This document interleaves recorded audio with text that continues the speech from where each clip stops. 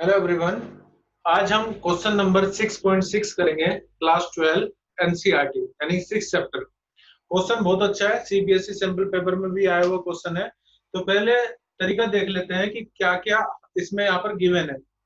तो the given datas are circular coil है जिसका रेडियस है 8 सेंटीमीटर। तो गिवन डाटा पहले मैं लिख रहा हूँ यहाँ पर R equal to 8 centimetre given है, और इसमें जो नंबर ऑफ टर्न्स है वो है 20 नंबर ऑफ टर्न्स हमें गिवन है।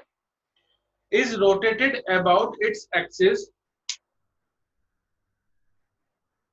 vertical diameter with an angular speed of 50 radian per second in a uniform horizontal magnetic field of magnitude 3 into 10 की power 2 Tesla.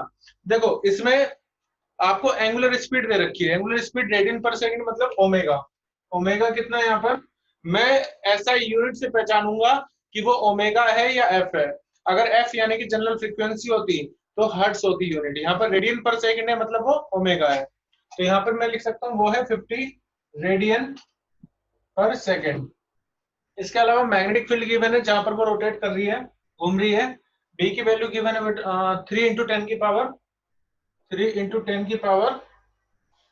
It is -2 Tesla, -2, 3 into 10 की power -2 Tesla. ये सब given data है। और to obtain the maximum, अच्छा इसमें resistance value भी दे रखी 10 ओम। ठीक है, अब देखते हैं कि निकालना क्या है। ये तो गिवन डाटा हो गया हमारा सारा, magnetic field, number of turn, radius, omega and resistance. अब देखो क्या क्या पूछा है। If the obtain the maximum and average EMF induced in the coil, तो हमें क्या ऑब्टेन करना है, obtain maximum EMF, maximum EMF find करना है। और बाद में उसने क्या पूछा है, मैक्सिमम और average EMF, average EMF electromotive force. ठीक है, calculate the maximum value of current in the coil. तो जब रेजिस्टेंस दे दिया तो ऐसे तो दिया नहीं होगा, करंट भी निकलवाएगा वो, तभी रेजिस्टेंस दे रखा है। तो करंट की वैल्यू हमें फाइंड करनी है, किसकी, मैक्सिमम करंट की। तो मैक्सिमम करंट हमें फाइंड करना है। देखो अगर मैं ये सब लिख रहा हूँ ना, तो आपके माइंड में जब आप क्वेश्चन पढ़ो तो जो गिवन डाटा उसको पहले लिख लो और क्या निकालना वो लिख लो, तो एक माइंड में तैयार हो जाता है कि हमें क्या क्या करना है और कैसे कैसे करना है। तो यहाँ पर कैलकुलेट द एवरेज पावर भी निकालना है हमें, पी एवरेज कितनी होगी वो फाइंड करना है। एवरेज पावर कितनी होगी, loss due to the Joule heating, और where does this power have come. तो ये पूछा है कि जो पावर है डिसिपेटेड एज हीट वो कितनी होगी, और ये जो पावर हमें मिल रही है वो कहां से मिल रही है, उसकी सोर्स क्या है।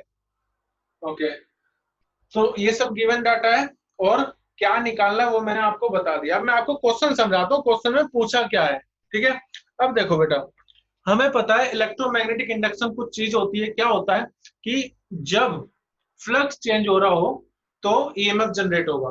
ठीक है, तो फ्लक्स अगर जनरेट होगा, सॉरी, अगर ईएमएफ चेंज होगा तो फ्लक्स जनरेट होगा।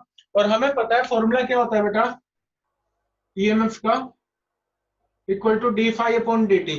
हालांकि यहाँ पर नेगेटिव साइन आता है, but if I am talking about the magnitude तो वो कितना होगा, change in flux with respect to time, ये हमें पता है।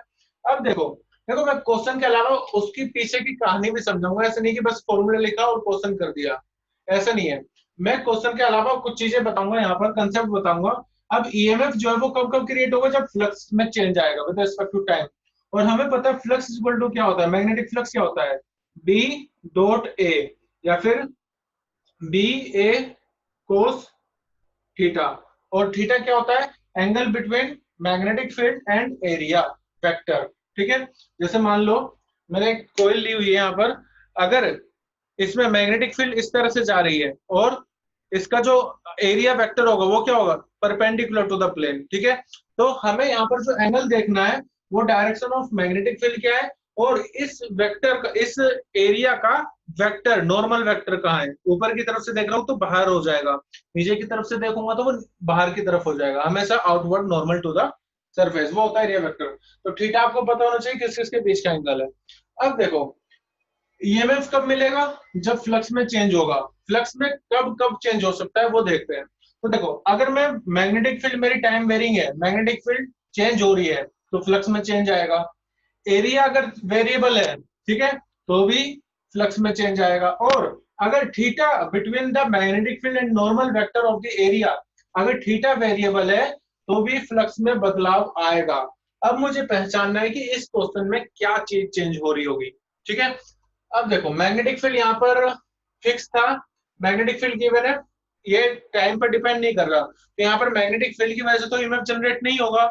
दूसरा, जब सर्कुलर कोयल उसने बोर लिया है तो सर्कुलर कोयल का एरिया भी फिक्स है पाई आर स्क्वायर, तो एरिया की वजह से भी यहाँ पर फ्लक्स जनरेट नहीं होगा, तो यहाँ फ्लक्स चेंज नहीं होगा। तो यहाँ पर क्या चीज चेंज हो रही होगी जिसकी वजह से ईएमएफ जनरेट होगा। ठीक है, और वो चीज है angle between the direction of the magnetic field and the normal area of the vector, यानी कि यहाँ पर जो ईएमएफ आएगा वो इसलिए आएगा क्योंकि देखो जैसे एक कोयल है, मैं मान लेता हूँ थोड़ी देर के लिए कि मैग्नेटिक फील्ड इस डायरेक्शन में है। ठीक है, अब ये जो कोयल है इसका नॉर्मल वेक्टर इस पॉइंट के लिए इधर हो गया। अब अगर मैं इसको रोटेट करूंगा तो इसका जो नॉर्मल वेक्टर है वो भी रोटेट करेगा। ठीक है, जैसे जैसे कोयल रोटेट कर रही होगी इसका नॉर्मल वेक्टर भी रोटेट करेगा। तो यहाँ पर जो ईएमएफ जनरेट होगा वो इसलिए जनरेट हो रहा होगा क्योंकि जो एंगल है between magnetic field and area vector वो वेरिएबल है। ठीक है, कंसेप्ट समझ में आया क्यों ईएमएफ जनरेट हो रहा है, वो भी इंपॉर्टेंट है जानना। तो अब देखो E इक्वल टू क्या हो जाएगा, फॉर्मूला में ड्राइव करवा देता हूँ फिर वैल्यू पुट कर देंगे। तो D upon d T, magnitude मैंने लिया है, फ्लक्स यहाँ पर कितना होगा बी ए कोस थीटा, बी इंटू ए इंटू कोस थीटा। ठीक है, अब थीटा को मैं क्या लिख सकता हूँ, देखो theta can be written as omega into t, या हमें पता है angular displacement equal to angular velocity into time, तो मैं यहाँ पर थीटा को क्या लिख लूंगा ओमेगा इंटू टी। ठीक है, ओके देखो मैंने आपको बताया बी और ए कांस्टेंट है, टाइम पर डिपेंड नहीं कर रहे, तो डिफरेंशिएशन से बाहर निकालो। तो यहाँ पर बचा डी अपॉन डी टी और कोस ओमेगा टी बच गया। ठीक है, अब कोस थीटा का डिफरेंशिएशन होता है साइन थीटा, कोस थीटा का डिफरेंशिएशन क्या होता है साइन थीटा, तो मैं यहाँ पे लिख सकता हूँ इक्वल टू आएगा बी इंटू ए कोस का डिफरेंशिएशन साइन थीटा, तो यहाँ पर कितना आ जाएगा साइन ओमेगा टी। और बेटा क्योंकि यहाँ पर ओमेगा टी भी है अंदर, तो चेन रूल के मुताबिक मुझे ओमेगा टी का भी डिफरेंशिएशन करना पड़ेगा, तो वो कितना हो जाएगा ओमेगा टी का डिफरेंशिएशन ओमेगा, तो वो मैं यहाँ लिख देता हूँ ओमेगा। ठीक है, तो हमारे पास जो ईएमएफ आया है, ईएमएफ कितना आ गया हमारा ओमेगा इंटू बी इंटू ए और साइन ओमेगा टी। ठीक है, ये होगा जो हमारे ईएमएफ यहाँ पर जनरेट हो रहा होगा। बट एक चीज इसमें आप ध्यान रखना, अगर n नंबर ऑफ टर्न्स है, for n number of turns EMF n times हो जाएगा, तो यहाँ पर मैं लिख देता हूँ for n number of turns उतना ही ईएमएफ भी इंड्यूस हो जाएगा ज्यादा, तो ईएमएफ टोटल कितना हो जाएगा n मल्टीप्लाई कर दो टोटल नंबर ऑफ टर्न की। ठीक है, यहाँ पर आ जाएगा n b इंटू ए इंटू ओमेगा और साइन ओमेगा टी। इससे मुझे एक चीज और पता चल रहा है कि जो ईएमएफ इंड्यूस होगा वो टाइम वेरिंग और साइनसोइडल होगा, मतलब इस तरह का अल्टरनेटिंग ईएमएफ हमें मिलेगा। ठीक है, तो ये चीज भी नॉलेज मुझे यहाँ से पता चल रहा है। तो यहाँ तक मैंने आपको बताया जो ईएमएफ इंड्यूस होगा उसकी क्या इक्वेशन होगी, काम हमारा समाप्त हो गया, अब बस हमें वैल्यू यहाँ पर पुट करनी है। ठीक है, तो अब वैल्यू पुट करूंगा मैं यहाँ पर। तो देखो उसके लिए क्या करना होगा, आपको पता है कोई भी जनरल इक्वेशन होती है साइनसोइडल, जैसे y equal to y not sine omega t. ठीक है, तो ये चीज क्या बताता है उसका मैक्सिमम वैल्यू या एम्पलीट्यूड, मैक्सिमम वैल्यू या फिर एम्पलीट्यूड बताता है। तो यहाँ पर भी ये जो इतना टर्म होगा वो क्या बताएगा आपको, एन बी ए ओमेगा मुझे क्या बता रहा होगा, ये मैक्सिमम वैल्यू बताएगा मुझे किसकी ईएमएफ की, यानी इसको मैं ऐसे लिख सकता हूँ equal to e not sine omega t, where e not क्या है पीक वैल्यू या मैक्सिमम वैल्यू, मैक्सिमम ईएमएफ, और उसकी वैल्यू क्या हो जाएगी एन बी ए ओमेगा। अब चलते हैं क्वेश्चन पर, पूछा क्या था मैक्सिमम ईएमएफ पूछा था, वो कितना हो जाएगा एन बी ए ओमेगा।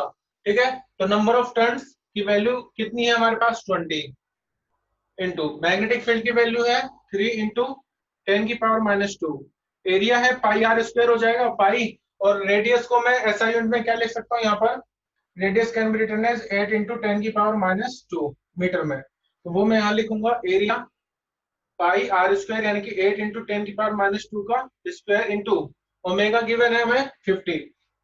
ठीक है, तो देखो हम अभी निकाल क्या रहे हैं, हम निकाल रहे हैं मैक्सिमम ईएमएफ, और मैक्सिमम ईएमएफ की यूनिट क्या होती है वोल्ट, तो इसका जब आप मल्टीप्लाई करोगे तो आंसर आएगा 0.603 वोल्ट में। ये हमारा आ जाएगा मैक्सिमम ईएमएफ, ठीक है, मैक्सिमम ईएमएफ आएगा हमारा।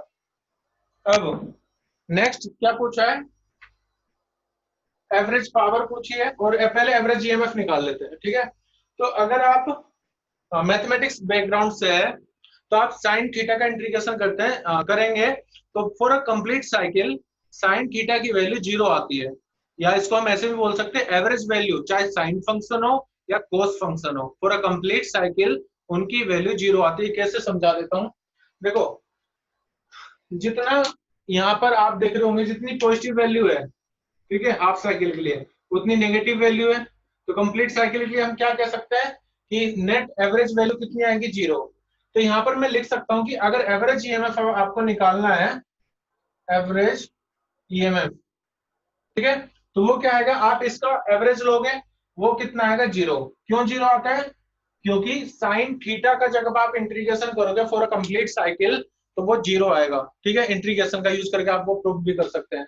तो मैं डायरेक्ट आपको बता रहा हूँ कि साइन ओमेगा टी की एवरेज वैल्यू चाहे यहाँ पर कोस ओमेगा टी होता तो भी यहाँ पर 0 ही आता, ठीक है। तो omega sorry sine omega T कोस ओमेगा टी का आप इंटीग्रेशन करोगे कंप्लीट साइकिल के लिए तो 0 आएगा। ओके, तो हमारा मैक्सिमम ईएमएफ निकल गया है और एवरेज ईएमएफ निकल गया है। अब हम निकालेंगे क्या, मैक्सिमम करंट। तो अगर आपको मैक्सिमम करंट निकालना है तो मैक्सिमम ईएमएफ भी होना चाहिए, ठीक है। तो मैं क्या लिखूंगा अब यहाँ पर, for to get maximum current I not की वैल्यू बराबर, देखो V equal to I R हमें पता है, ओम्स लॉ ने बताया था। तो आई नोट की वैल्यू कितनी हो जाएगी हमारी, E naught upon R. I naught equal to आएगा बेटा, हमें किसकी वैल्यू पता है, वी नोट की वैल्यू तो हमने निकाली मैक्सिमम 0.603, 0.603 डिवाइड बाय रेजिस्टेंस कितना है 10। तो जब आप इसको 10 से डिवाइड कर दोगे तो आई नोट की वैल्यू कितनी आएगी, 0.6 इसको आप 10 से डिवाइड करना है तो ये आ जाएगा 0.0603 एम्पियर। तो आपको यूनिट भी लिखनी है साथ में, ऐसा नहीं कि बस आंसर निकाल के रख दिया, यूनिट के साथ आंसर लिखना है। ये मैक्सिमम वोल्टेज कितनी जनरेट होगी, ईएमएफ, और यहाँ पर ये आई नॉट मैक्सिमम करंट। अब एक चीज और हमारी रह रही है, दैट इज पावर कितनी होगी, calculate the average power loss due two joule heating, और वो कहां से आई है, उसका सोर्स क्या है वो हमें बताना है। तो देखो power dissipated as a heat अगर हम देखें तो power will be equal to, formula में पता है पावर का क्या होता है, पी एवरेज, यहाँ पर मैं फाइंड कर रहा हूँ एवरेज। तो देखो वैसे तो हमें पता है वी आई होता है, ठीक है, पावर का फॉर्मूला वी आई होता है, लेकिन हम कर क्या रहे हैं, हम कर रहे हैं अल्टरनेटिंग, ठीक है। यहाँ पर अल्टरनेटिंग वोल्टेज है तो यहाँ पर P इक्वल टू वी आई ना होकर के क्या होता है, आई नोट की मैक्सिमम वैल्यू कितनी है, डी नोट की, या फिर एप्सिलॉन आपका मैक्सिमम कितना है, डिवाइड बाय 2। ये कैसे आया है, उसके लिए आपको एसी में एसी पढ़ना होगा। एसी में क्या होता है, जैसे मैं फॉर्मूला लिख रहा हूँ P equal to V into I, ठीक है। तो यहाँ पर ये फॉर्मूला होता है आरएमएस में, आरएमएस में, और हमें पता है आरएमएस क्या होता है, आरएमएस होता है पीक के टर्म में 1/√2। सिमिलरली वी आरएमएस कितना होगा, 1/√2 वी नोट के। तो जब आप दोनों की मल्टीप्लाई करोगे तो √2 क्या हो जाएगा 2। तो एवरेज पावर में लिखूंगा आई नोट वी नोट अपॉन 2, ठीक है।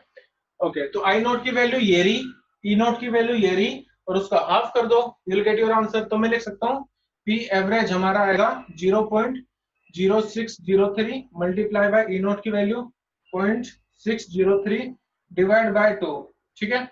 तो पावर एवरेज जब आप इसको मल्टीप्लाई करके डिवाइड करोगे you will get your answer, it would be equal to 0.018 watt, ठीक है। तो एक तो ये तरीका है एवरेज पावर निकालने का। इसके अलावा आप ये भी यूज कर सकते थे कि हमें पता है V इक्वल टू एक और पावर का फॉर्मूला होता है वी स्क्वायर अपॉन आर। तो आप इसको ऐसे भी यूज कर सकते थे 1/2 ई नोट का square upon R, but answer वही आना था तो जरूरत नहीं है उसको लिखने की। So will get your answer what में। तो ये था हमारा कंप्लीट क्वेश्चन। एक बार मैं डायरेक्ट बता देता हूँ क्या क्या हमने करा। देखो ये कॉइल इस तरह से मूव कर रही थी, ठीक है, और मैग्नेटिक फील्ड की एक डायरेक्शन थी।